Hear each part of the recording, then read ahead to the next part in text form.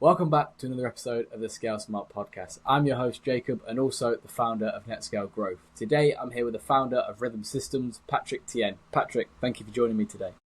Jacob, I'm so happy to be here. Thanks for having me.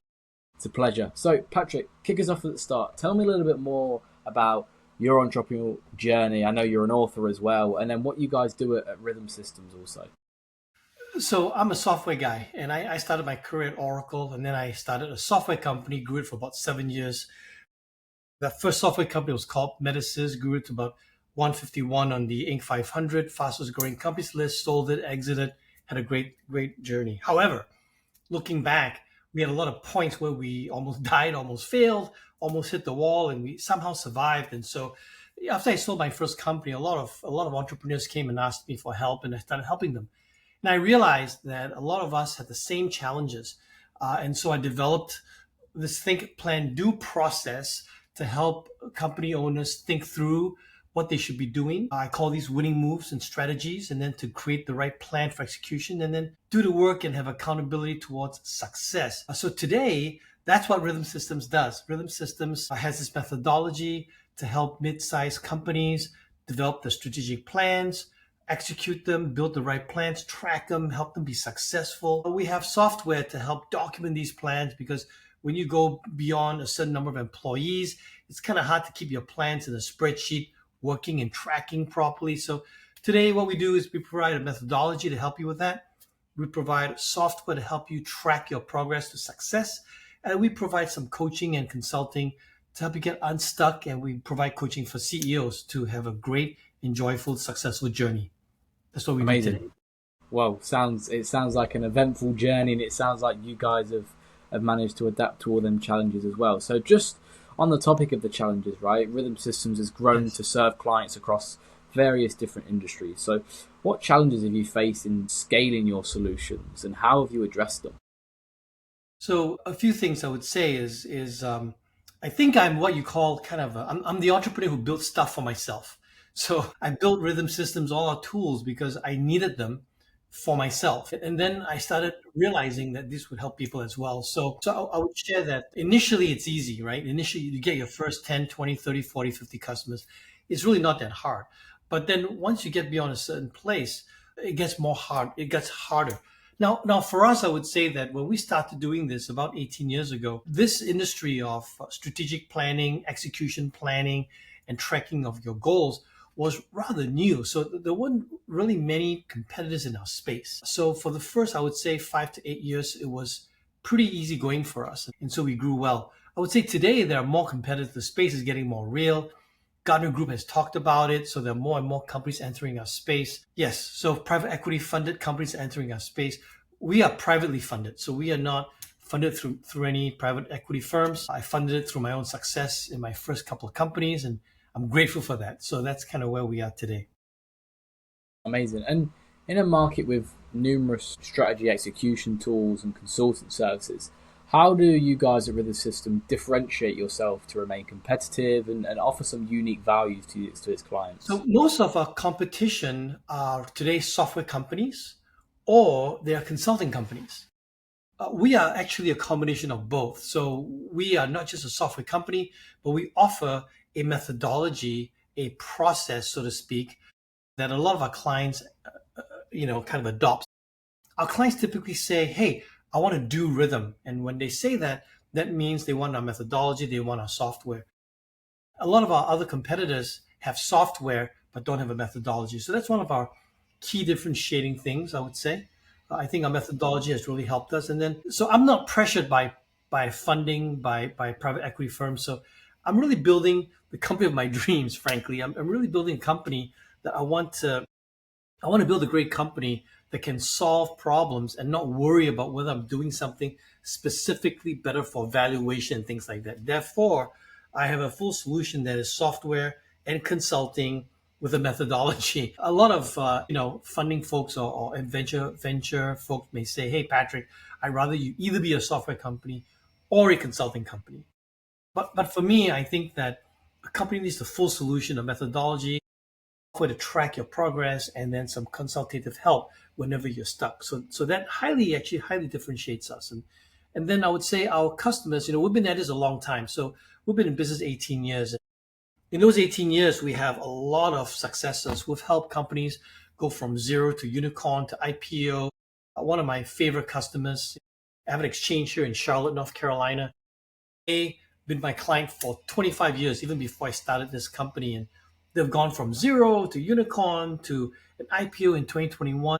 Last week, they just announced that they're going to take the company private again.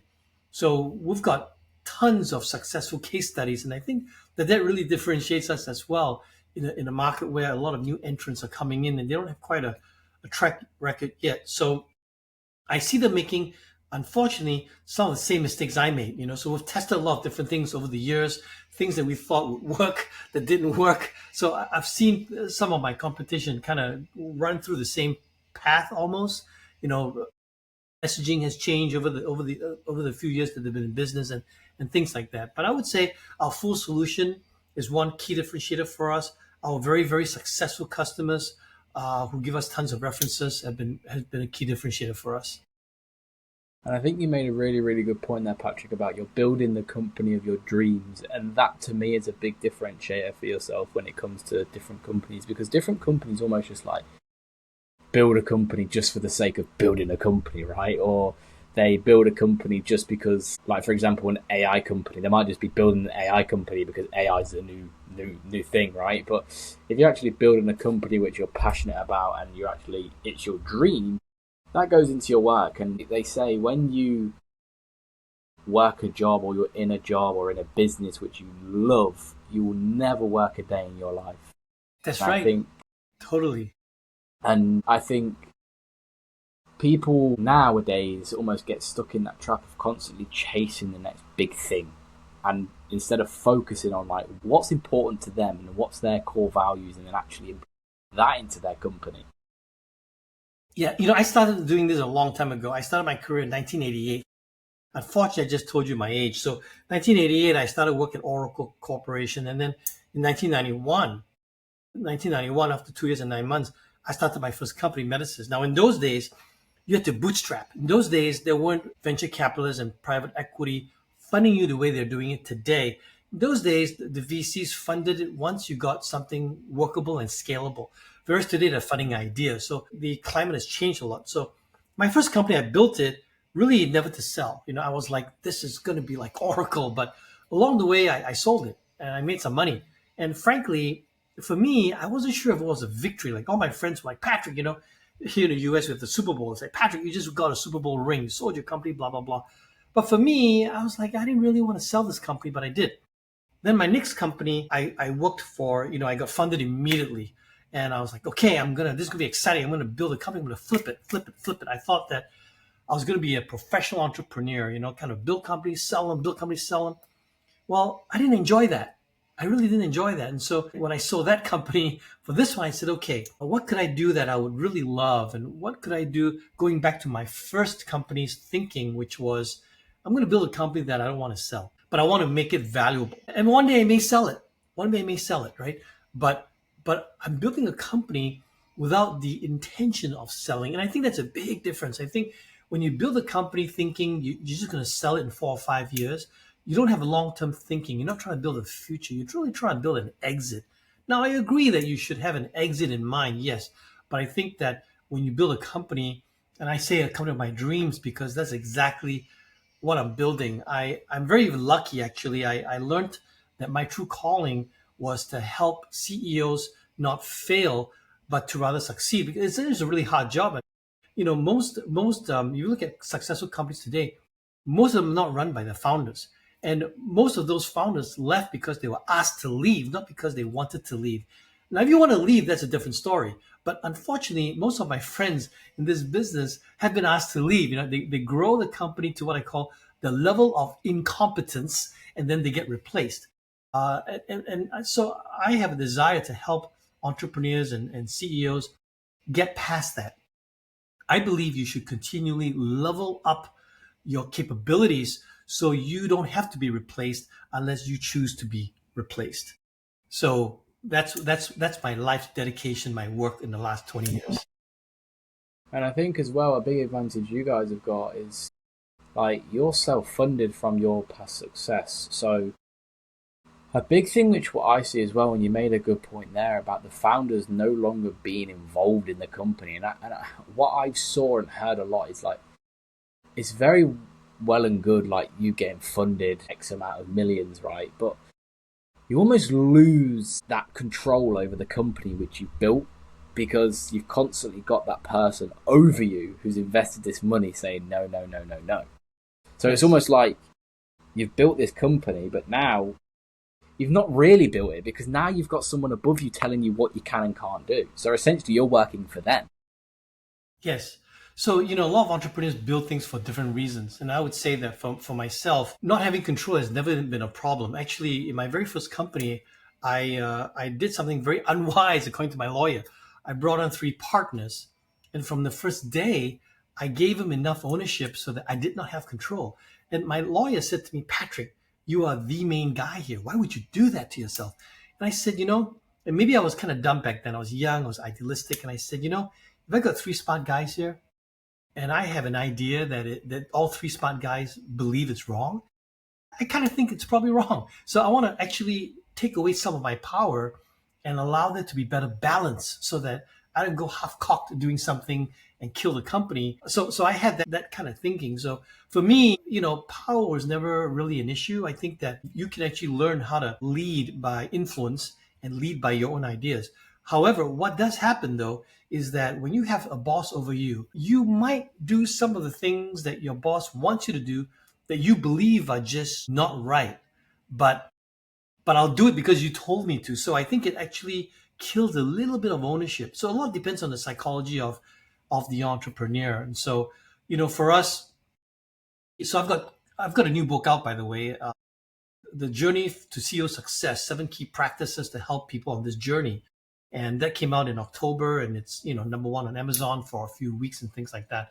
But my two books, one is Rhythm, to help companies with a methodology to run the business, and then there's the CEO Success, which is to help you as a CEO and founder figure out how to have your best life in this journey. So I'm just very fortunate. I think I had an exit young enough because Maslow's theory of needs, right? 5 levels of needs. I think you do have to get past like I need food. Okay, great, you got your food.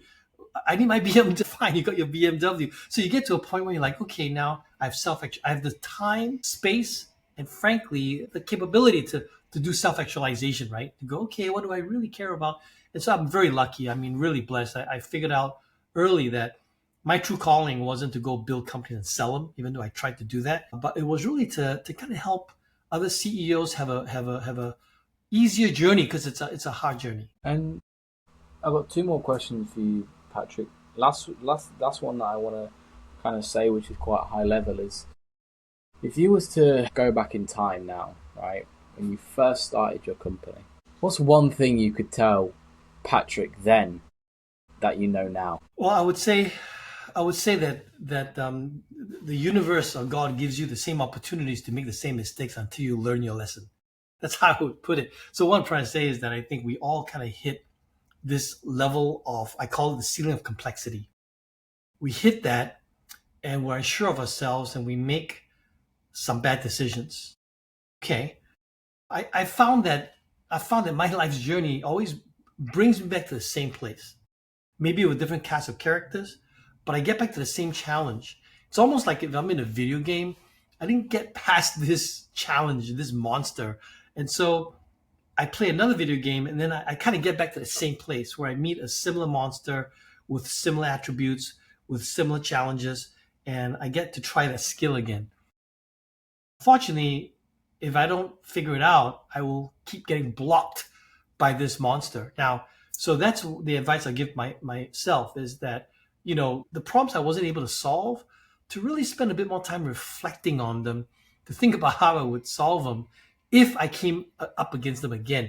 Because my journey has shown me that I will. I will come back up against the same monster over and over again till I figure out how to defeat it. Somehow that's the journey I've been on. I just come back to the same. And looking over the next year or so, Patrick, what are some of the goals you've got for Rhythm Systems? So let's talk about AI a little bit. I think that AI is here, right? AI is here, And the thing about AI that's very interesting is that a lot of people think it's come on very, very fast. So I'm actually an electrical engineer by training. I went to school for electrical engineering. We studied AI back in when I was in school in the 80s. And AI really began its journey like in the 50s. So for me, and looking at it as a technology guy, it's been a long time coming. It's not like it just came overnight, even though it appears to be overnight. That being said, the change curve on AI right now is very fast. ChatGPT came out 2 years and a bit ago, right? And in this short time, it's kind of revolutionized a lot of things. For me, I've taken AI for rhythm systems and asked the question of how do I make this very, very practical? How do I make it very, very practical? How do I not care about whether or not it will affect jobs at hand? Because I've seen that a lot of people are afraid, and so the fear stops them from exploring things that they should explore because they're afraid that it'll kill jobs. And I would say it may kill some jobs, but it will give us a ton of new jobs. So I think we all need to embrace it and not worry about it and figure out what's the next thing. So for me, AI has been in my software for the last 2.5 years. We started with doing something that would help you write smart goals easily because smart goals are really hard to write. Smart goals are what I call common wisdom. Everybody knows what a smart goal is, but not common practice. Like most executives I've met have not written smart goals. They know what it is, but they don't write it, and it affects their business. Version one of our AI a year and a half ago, 2 years ago, actually had smart goals in there, or rather helped you write smart goals. And then version two last year, we called it Ask Patrick, which was that it would take my work and it would be like a chat GPT and give you some strategic advice based on your questions. And we were using OpenAI's interface. So it was kind of like a chat GPT. Now, version 3 of our AI endeavors right now just got released a few months ago. And it will take your history in our rhythm software, your strategy that you've submitted, and it will create plans for you that you can actually look at and edit. So I believe editing is a lot easier than creating from a blank page. And so we actually now use the interface to take your work, your history, what you've done, what you failed in, what you've succeeded in, and suggest to you goals for the company, for the year, strategies, etc. That you can say, yes, let's do this, let's do this. So I view AI in my planning session now as having a seat at the table. And for my clients, I want to give them an AI at the seat of their strategy planning canvas so they can actually get additional great ideas. And hopefully this gives them a strategic, unfair advantage over their competition.